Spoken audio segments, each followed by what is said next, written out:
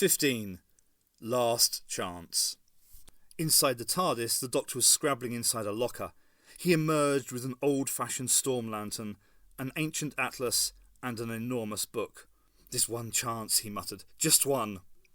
Ace looked down at her tattered sacrificial robe. "Just don't tell me anything till I've had a wash and change, okay?"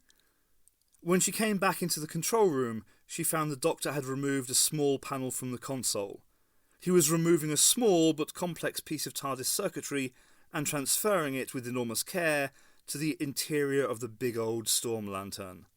Now back in a spare outfit of her usual street gear, jeans, boots, t-shirt and bomber jacket, Ace felt she was herself again. "OK, Professor, you can start by telling me how you whistled up the TARDIS like that."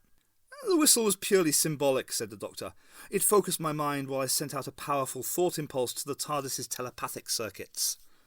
"So we could have got away from that ghastly place whenever we wanted to?" "Well, not really. We were observed and under guard for most of the time, and I didn't dare risk letting the warlords get their hands on the TARDIS."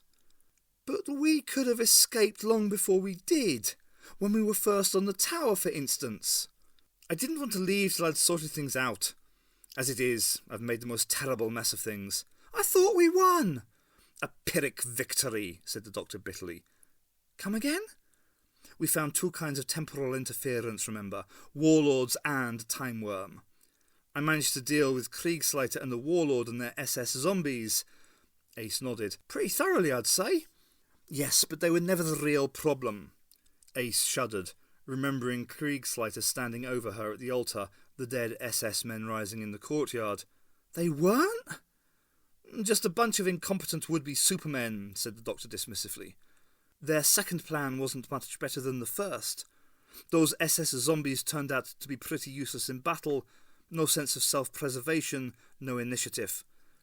Their atomic reactor was a botched-up ramshackle affair. It would probably have gone up by itself in time.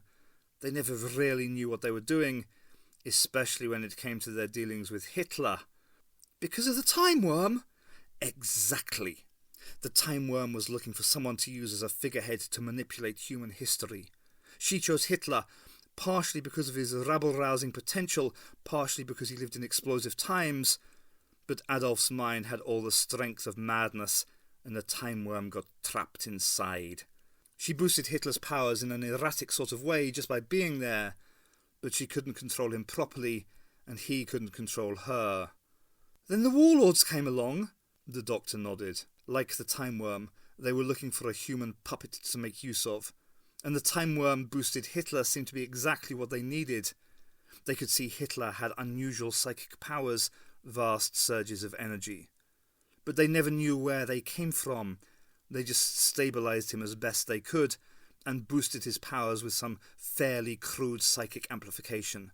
A bit like kicking a time bomb to keep it ticking. "But you sorted Hitler out." "Oh yes, I did a wonderful job. In order not to change history, I tried to teach Hitler to cope with the Timewyrm. I overdid it, and ended up teaching him to control her. I'd forgotten that megalomaniacs like Hitler have a colossal strength of will." Ace was beginning to understand. "So Hitler gets to be a perfectly genuine Superman?" The Doctor nodded gloomily. "It's a total disaster. Thanks to me, he's strong, he's magnetic, he's confident, and he won't make any more loony mistakes. He could stay on top forever." "Looks like you've set up a winning combo, Professor. So what can we do?" "There's just one chance left," said the Doctor. "If I can intervene just once more, at precisely the right place and the right time." "When and where?" The Doctor consulted his book. Ace looked over his shoulder at the title, A Day-by-Day Almanac of World War II. "We're going to a place codenamed Felsen Nest," said the Doctor, "on a particular night in May 1940. Ace counted on her fingers. "That's what, about 9 months after we left.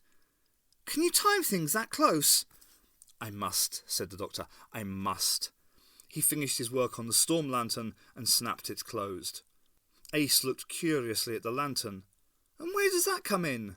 "I shall use it," said the Doctor, "to light up the dark recesses of Hitler's mind and reveal the Timewyrm."